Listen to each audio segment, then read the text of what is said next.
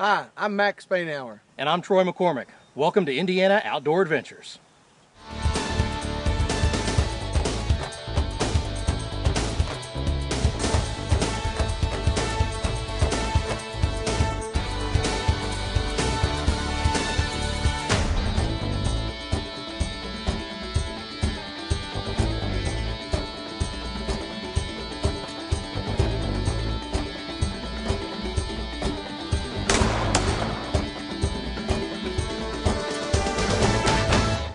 This evening we're at Jasper-Pulaski Fish and Wildlife Area, where we've got Sandhill Cranes coming in on their migration.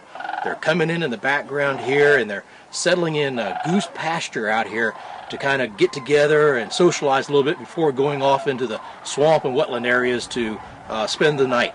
So we're going to watch a little bit tonight, and they'll be back tomorrow in the daylight to see them again as they come back into the fields to get ready to go out and eat. Stay tuned and let's watch some more action with the Sandhill Cranes of Jasper-Pulaski.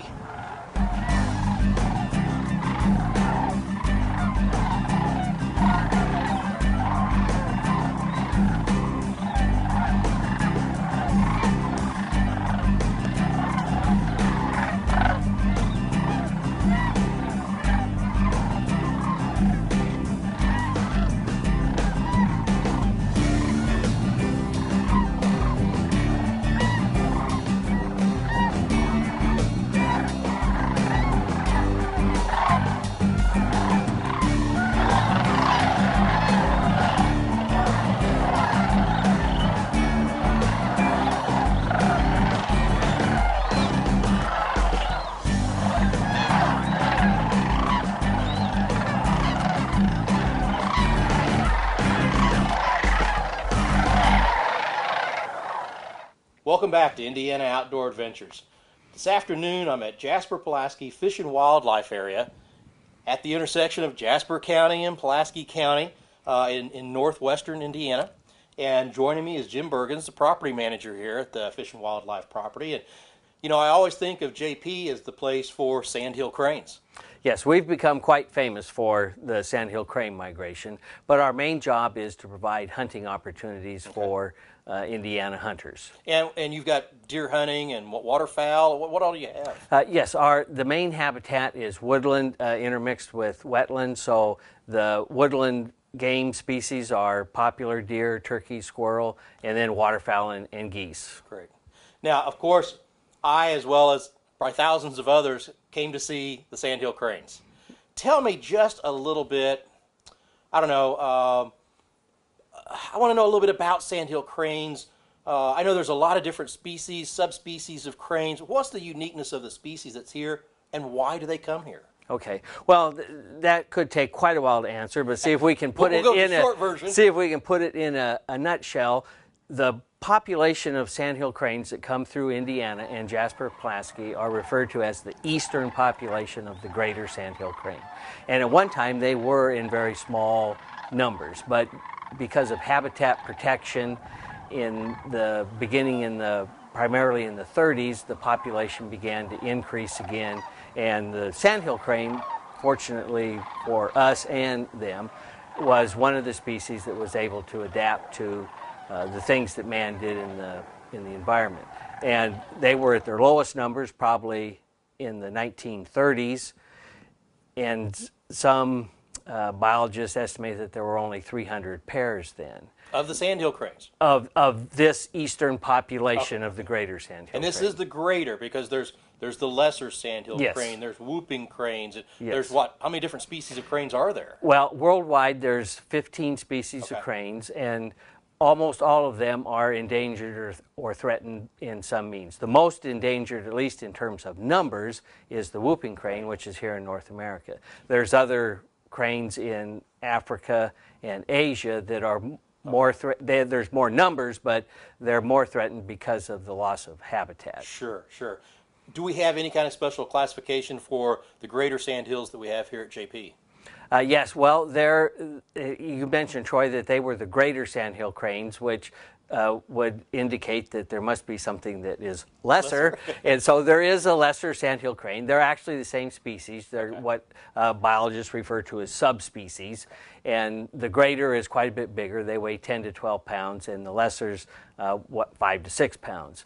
And so they're much smaller. But the lesser is much more numerous. There are hundreds of thousands of lesser Sandhill cranes, and they're probably the most famous because they have a major staging and concentration along the Platte River in Nebraska in the spring.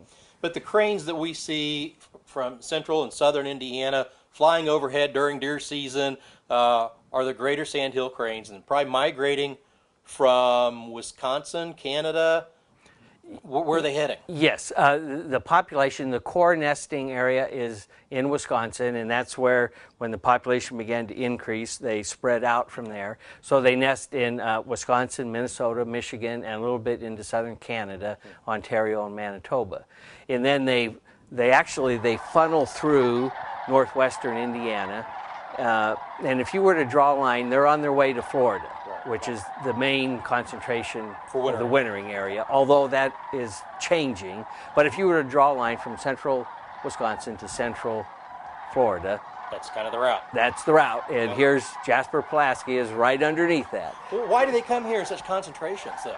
Well, it's based on their behavior and that we have the right habitat. Now, at the time the Sandhill crane population was increasing, we were also reestablishing one of our problem species now, the giant Canada goose. And that is the non-migratory subspecies of the Canada goose. And at one time, they were thought to be extinct. And lo and behold, they're everywhere now. They discovered that they weren't. And so the various states in the Midwest began reintroduction programs. And that's one of our success stories. We might say over the top success in some places. Sure. But we've got this wonderful combination of picked cornfields this time of year for a food source. We've got wetlands, swampy areas, marshes that the birds like to roost in at night. And we've talked about concentrations, but tell everybody about what kind of concentrations of birds we have here. Well, it varies from year to year, largely based on weather and on the behavior of the birds. Their migration pattern appears to be changing. We've had peak populations here of excess of 30,000. Wow. But that seems to be dwindling. The cranes are using a much wider area for their migration, and they've also developed other wintering areas. Now, last night we were filming at a place called Goose Pasture, where you've got this wonderful public observation area. And there were thousands of Sandhill cranes out there. Tell me about how you go about counting them and maybe how many of them we have out there right now. Okay, well, the population right now in migration is somewhere, I would guess, between 10 and 15,000. Okay. We just counted this morning. We haven't been able to put those numbers together. But as you mentioned, Goose Pasture is an area that the cranes, just based on their behavior and their patterns over the years, have developed the routine of stopping in goose pasture before flying into the roost area at night, and vice versa, stopping in the morning before going out into the fields. But it's called goose pasture because it was originally developed for Canada geese, and as the population of the cranes increased from the 1930s to the present, they far outnumbered the geese, and the geese have since left and gone to a coal-fired generating station just north of us, where they have nice warm water for their feet. And the cranes have also discovered that the last couple of years, and they have several thousand cranes up there. So the cranes are spreading out a little bit in their migration area. You might have to rename it Crane Pasture or something one of these days. Yeah, well, we'll probably keep the name Goose Pasture because good historic name. Everybody knows it. But Cave Country Canoes, located in the heart of Indiana's Cave Country, offers a variety of canoe rental trips, from half-day outings for beginners to 2-day adventures for the more experienced enthusiast. Our canoe trips follow the gently meandering Blue River through the wooded hills of southern Indiana. Abundant wildlife and great fishing opportunities abound. Go to cavecountrycanoes.com for more information about our canoe and kayak trips. Your next adventure is just a paddle away. At Timber Sales and Management, we help landowners meet their forest and wildlife management goals through various management services, from timber management to wildlife food plots to specialized plantings. So whether you are managing your property for high quality timber production or high quality wildlife production, give Dave Powell at Timber Sales and Management a call. He is a Quality Deer Management Association member, and he promotes quality deer management by being the only land certification program inspector in Indiana. Hillbilly Custom Game Calls, offering the finest and precision-made diaphragm mouth calls for wild turkey hunting. Each call is handmade and gauge stretched for exact tension each and every time. Select from double and triple reed calls like you've never heard before. We also have an assortment of handmade wood box calls, glass and slate top pot calls, and predator calls that will make us your source for all of your custom game call needs. Look for us online at www.hillbillygamecalls.com. Sugar Camp Lodge offers some of Indiana's finest trophy deer and wild turkey hunting opportunities. We have 400 acres of woods, marshes, and farmland that provides amazing habitats to hunt. You'll enjoy great meals and accommodations in our beautifully remodeled 1850s lodge. Sugar Camp Lodge is available for meetings, get-togethers, and special occasions. Visit us online at www.sugarcamplodge.com for more information and to book your next hunting adventure. Life Essentials in Brookston, Indiana provides the products you need to become more independent. Products like our Journeyman wheelchair provide all-terrain access for the hunter and all-around outdoorsman. Every year, thousands of people are born with or acquire disabilities. Whether your special needs are for residential, commercial, agricultural, or just enjoying the outdoors once again, we customize our lifts and mobility products to fit your needs. We're raising you to new heights. Call today and we'll work with you to take back your life. After serving our country, serious injury shouldn't prevent our veterans from enjoying life. Paralyzed Veterans of America works with veterans to ensure that their health care and benefit needs are met, provides assistance with career needs, and offers challenging and rewarding activities. The Kentucky and Indiana chapter of PVA is also proud to provide adaptive sports and activities for its members. Paralyzed Veterans of America depends on the public's generosity to support its programs. Make your donation today and help give back to our nation's paralyzed heroes. Looking for adventure? Marengo Cave has it all. Explore the underground wonders of Marengo Cave with our 2 easy walking tours, or go on an adventurous cave exploring trip with hard hats and lots of mud. Kids will love discovering gemstones at the Cave Springs mining flume. This U.S. National Natural Landmark has been open to the public since 1883 and provides breathtaking views of underground cave formations. Visit us online at marengocave.com and plan your visit today. Follow Indiana Outdoor Adventures online with Facebook, Twitter, and our website. Stay up to date with our exciting adventures as we're out in the field filming and meeting new people. From news updates and announcements to Twitter posts by co-host Troy McCormick. Why wait until the next season of shows when you can follow us as we're filming them? Join us online to get the most current news on Indiana Outdoor Adventures. Welcome back to Indiana Outdoor Adventures. Today we're visiting at the Jasper-Pulaski Fish and Wildlife Area in northwestern Indiana. Now, this is a DNR property that has over 8,000 acres of wetlands, uplands, woodlands, great game habitat. They offer hunting and fishing opportunities, but one of the main things they're best known for are the Sandhill Cranes. The Sandhill Cranes have a stopover here both in the spring and in the fall on their migration from their nesting grounds up north down to their wintering grounds in Florida and back again. Now, the great thing about Jasper-Pulaski Fish and Wildlife Area is that if you hit it just right, there are 10,000 to sometimes 30,000 Sandhill Cranes that are stopping over here to visit during their migration. And they've got an observation platform that you can use your spotting scopes, your cameras, or just watch and listen to these amazing birds as they settle in the fields out in front of the observation platform. I mean, we're talking thousands and thousands of Sandhill Cranes.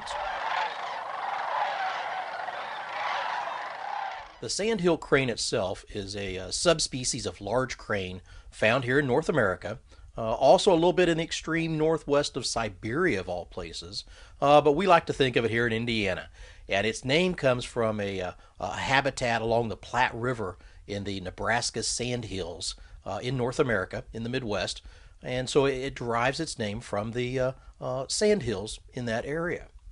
Now, the stopover of the Sandhill Crane comes through Indiana, and if you spend any time outdoors in the fall, especially during the deer hunting season, late November, early December, way up in the sky, you're going to hear this trumpeting and trilling of the sandhills as they're flying over.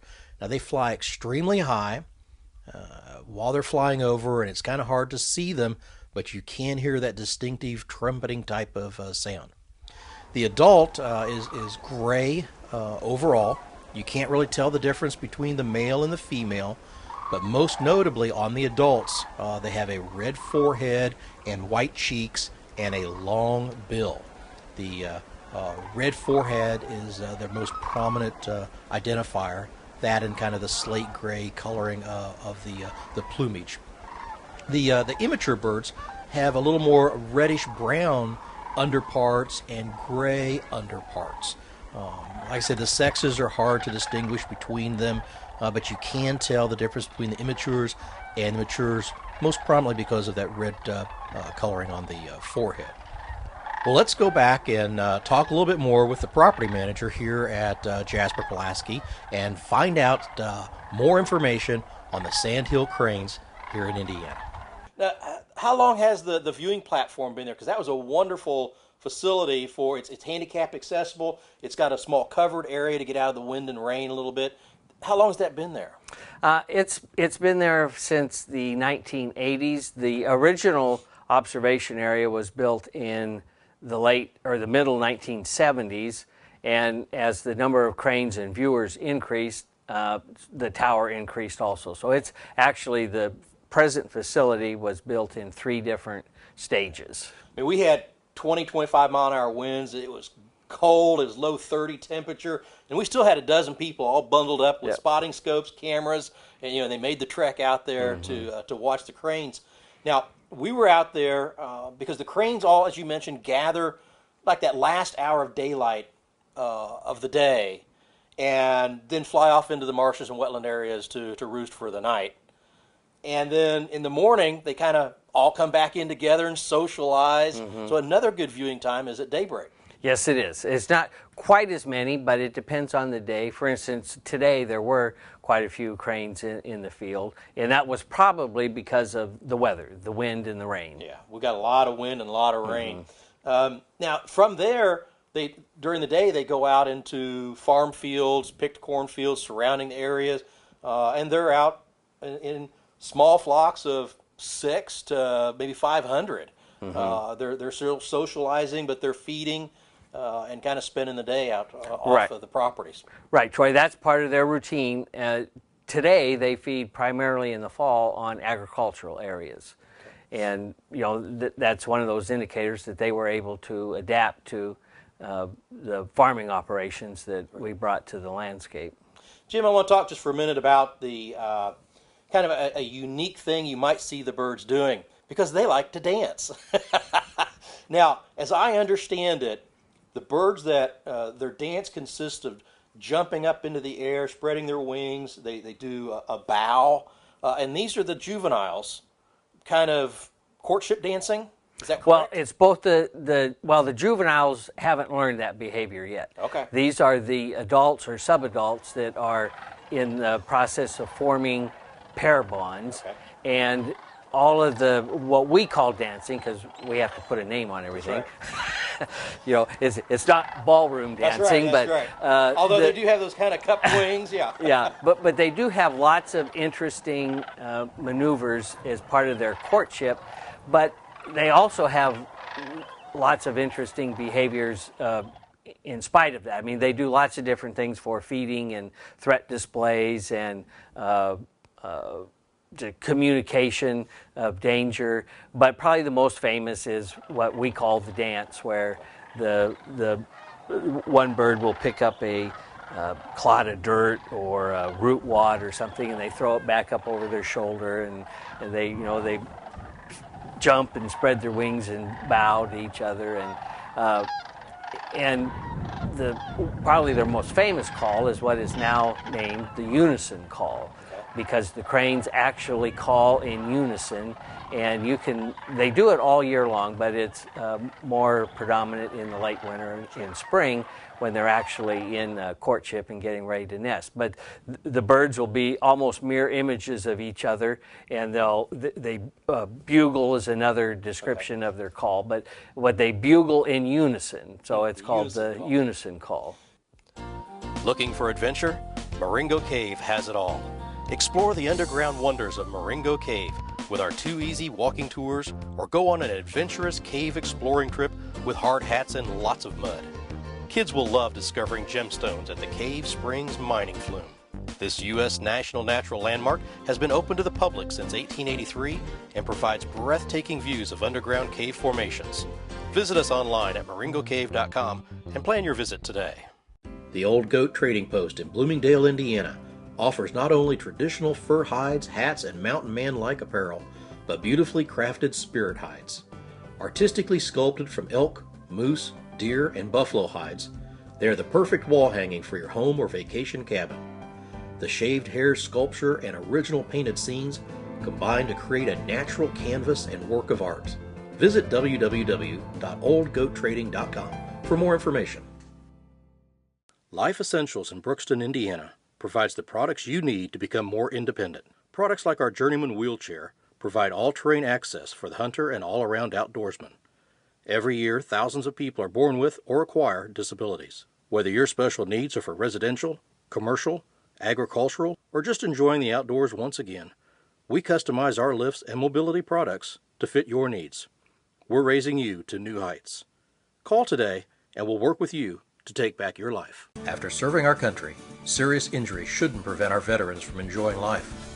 Paralyzed Veterans of America works with veterans to ensure that their health care and benefit needs are met, provides assistance with career needs, and offers challenging and rewarding activities. The Kentucky and Indiana chapter of PVA is also proud to provide adaptive sports and activities for its members. Paralyzed Veterans of America depends on the public's generosity to support its programs. Make your donation today and help give back to our nation's paralyzed heroes.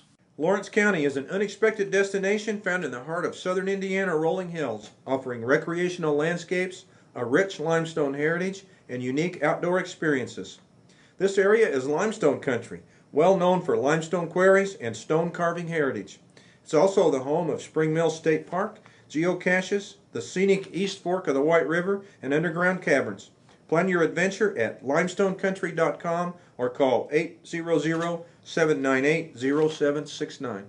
At Timber Sales and Management, we help landowners meet their forest and wildlife management goals through various management services, from timber management to wildlife food plots to specialized plantings. So whether you are managing your property for high-quality timber production or high-quality wildlife production, give Dave Powell at Timber Sales and Management a call. He is a Quality Deer Management Association member, and he promotes quality deer management by being the only land certification program inspector in Indiana. Follow Indiana Outdoor Adventures online with Facebook, Twitter, and our website. Stay up to date with our exciting adventures as we're out in the field filming and meeting new people. From news updates and announcements to Twitter posts by co-host Troy McCormick. Why wait until the next season of shows when you can follow us as we're filming them? Join us online to get the most current news on Indiana Outdoor Adventures.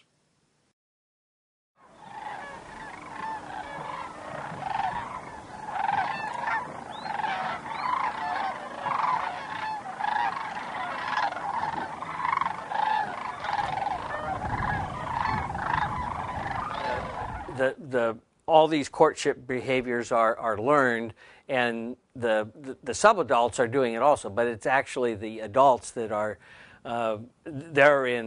they've got the routine down. So I mean, they're all jumping and doing various aspects, but the adults are and it carries all the way through into the adult birds. But typically, if nothing interrupts that pair bond, then they generally stay together for life. And how long is that? In the wild, it's not unusual to have cranes at 15 to 20 years old. Now in captivity, they may be much older. There's cranes that 25, 30 have, years old, yeah. or even 40. I think the record is 78 years, so they can live quite long. I had mentioned that there's 15 species of cranes in the world. In other cultures, that longevity of life and the fact that they have these elaborate courtship rituals, the cranes are often used as symbols of in the marriage covenant for longevity. Yeah, because basically around that 4 years of age, they're picking out a mate that they stay married to for 15, 20 years maybe for life. Yep, that could well be, Troy. Yep, it's a wonderful symbol for marriage. Yes, and you'll see it in the Japanese culture in particular. Yep. And yeah, tell me about the call again that we hear when they're flying over. Is there a particular call name for that, like the unison call would be a flight call or something, or?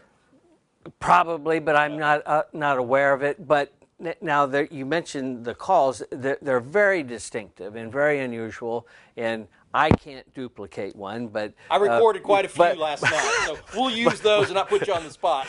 But it's very distinctive, and it's one of those things you have to experience in order to fully appreciate. But the call can be heard from great distances. Oh, yes. Oftentimes, when they're in migration and they are arriving here, they generally migrate at very high altitudes, and you can hear them long before you can see them. Oh, definitely. But the young birds don't have that traditional call that's made the crane famous. Yeah. The young birds that were hatched this year have a little whistle, and if you listen closely, you can hear the whistle of the young birds. Because they haven't developed. They haven't vocalized fully right, yet. Their vocal cords haven't developed yet. Okay. Well, for people that are wanting to come to the property to see the birds, what time of the year is the best viewing to come visit? The spring and the fall, and the migration has been pushing later in the year. So anytime from October through the end of the year, October, November, and December, it's just kind of weather dependent. Right. There's cranes here, but the weather's usually better early than it is later. Yeah, we're here today, was it November 29th? And I say it's cold and windy, got snow in the forecast, but we've got a large concentration of birds. Right. So, there's a trade-off there that, we were willing to go for. And then again in the spring, February and March are the two core months. Generally by the end of March, the birds that are migrating are gone. Now there are a few birds that spend both the winter here. There's quite a few that may spend the winter here. And there's a small number that actually stay, and some do nest. We've had many nesting records here in the last 2 decades. Great. Well, Jim, thank you very much. Appreciate all the info. We've enjoyed the cranes, the property, and we're talking with you today. Okay. That's it for today. Join us again next week, right here on Indiana Outdoor Adventures.